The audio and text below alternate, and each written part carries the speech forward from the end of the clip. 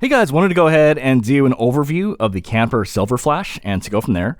I'm going to go and put some notes on the screen. It's about 22 pages of notes, so what's in the notes is actually usually pretty different from what's in the video, so I definitely recommend checking it out, but yeah.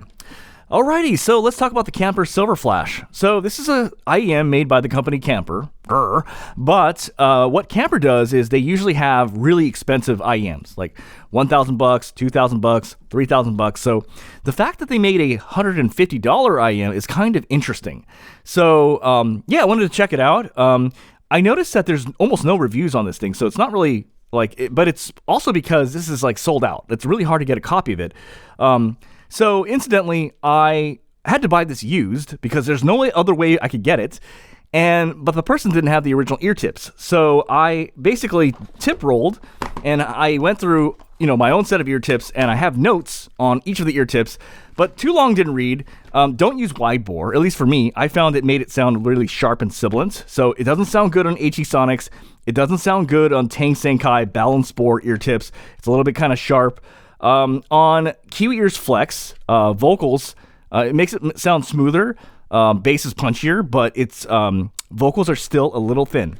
When I tried it on K-Bear 7 ear tips, still, vocals are just a little bit thin. But in the end, I just settled with K-Bear 7 because K-Bear 7 is closest to stock ear tips. So yeah. Okay, so let's talk about kind of what my thoughts are. Okay, tuning-wise, when I first listened to this IEM, it reminded me, actually, and no reviewer is saying this, it's just something, maybe I'm being crazy here, but this is kind of what I heard. It reminded me a lot of from tuning of the Kiwi Ears Cadenza V1. So the Kiwi Ears Cadenza V1 kind of is a little bit V-shaped, but like the vocals are just a little bit thin. And it's a little bit bright, but not sibilant, but just bright, like just enough where it's just a little bit there, but it's not sibilant, but it's like kind of like a little bit V-shaped. At no point would I ever call the Kiwi Ears Cadenza smooth, warm. At no point would I call the vocals full. At no point would I call the vocals natural. At no point would I call the Kiwi Ears Cadenza it's kind of like just basically like a slight V-shaped, and slightly thin vocals, but not terrible vocals, but slightly thin. And a little bit bright slanted. And that's when you look at the graphs, okay? When you look at the graphs and you look at the mids, they're freaking identical across 5 different people's graphs, okay? So that's what I was hearing. They have very similar mids. So anyway, let's get right to it. Bass. The bass, I would give this a ranking of B. So the bass, there's a lot of bass in here. It's a little bit blubbery, but I would say overall, I would give it a grade of B. It's pretty good. I wouldn't say it's spectacular. I wouldn't say it's average. Just overall, kind of a little blubbery for my taste, but I think it's fine. Sub bass, I would actually say it's somewhere between above correct and Beats by Dre.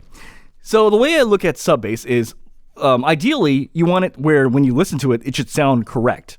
As in, when you listen to that sub bass in the background, like boom, boom, boom, boom, it sounds correct. If it's a little bit below correct, I would say that's a little polite on sub bass. And if it's way below correct, I would say that's anemic. Now, the way this sounds is the sub bass sounds not correct. It sounds like it's got a lot more, but it's almost like the volume is down. But the actual tuning and the tonality of the sub bass sounds very much off, like but it's like lower volume is the way I would explain it. That's how it sounds like to me. It sounds exaggerated, but lower volume for the sub bass. For female vocals, I would actually give this a ranking of B-. But to play it safe, I gave it a ranking of C. To me, the vocals are they're just a little bit slightly sharp and a little bit thin. They're never at a point would I ever call these vocals full or natural or lush. They're a little bit thin. When I was listening to songs where there were 7 singers in that song, I was like, oh, she sounds a little thin. She sounds a little thin. I tried all the ear tips. I tried Kiwi Ears Flex. It doesn't matter. That's what it sounds like. It's a little bit thin on the vocals. I found, for me in particular, these IEMs, the Duna Kima 2 and the Civic Q, the Truthier Pure, and the Defiance all had better vocals than this IEM. So, in my opinion, those IEMs are way cheaper. they're like half the cost of this, and they sound better than this IM. So you don't need to wait in line and be like, oh, I need that silver flash. It's sold out. It's like, oh, who cares? It's a dude. It doesn't. Who cares? These are better. Like, anyway, that's that. Male vocals, I would give this a ranking of B, as in like it's pretty good. The way I would describe the vocals of male vocals, they're actually closer to like when I was listening. What I did was I checked Justin's voice. His vocals sounded pretty good. I checked Chris's voice. He sounded pretty good. In fact, what I did was I did some monitoring. I wore these IMs and I used a neutral microphone to listen to what my voice sounds. And it sounds like pretty much like a Rode NT1, like neutral. It sounds exactly like my voice. So it's basically, what's interesting is the tuning. The actual tuning of the IM is more V-shaped, okay? A little bit V-shaped, but the vocals, the male vocals are actually pretty accurate. As in, like, when you listen to Justin's voice, like, that's how it sounds. As in, his voice does not sound pitched lower or pitched higher. He doesn't sound deeper. He doesn't sound thinner. It just sounds smack dab just like him.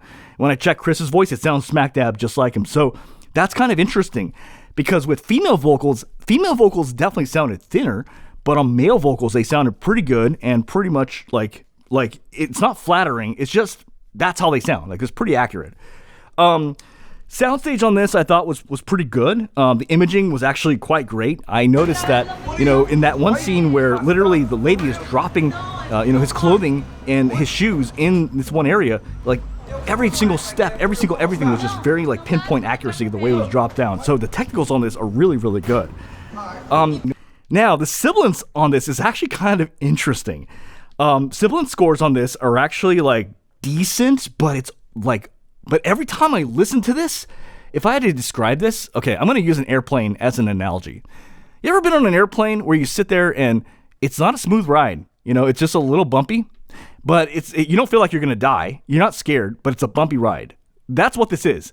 At no point is anything smooth on this IM, but it's not sibilance and harsh. It's just not a smooth ride. In terms of sibilance, I wouldn't call it sibilance. And in fact, when you look at the sibilance scores, it never gets high or very high or painful. It's always medium to medium high, but it's medium to medium high all across the board at higher volumes. So this is it's inching just by a string on sibilance. It's like right almost there of being sibilance, but never crosses that line of being sibilance, but it's uncomfortably right there.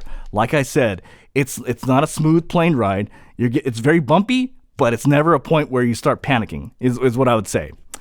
Comfort on these was great. I thought it was great. And, that's all I really got to say about this IM. All right. Well, you guys have a great day.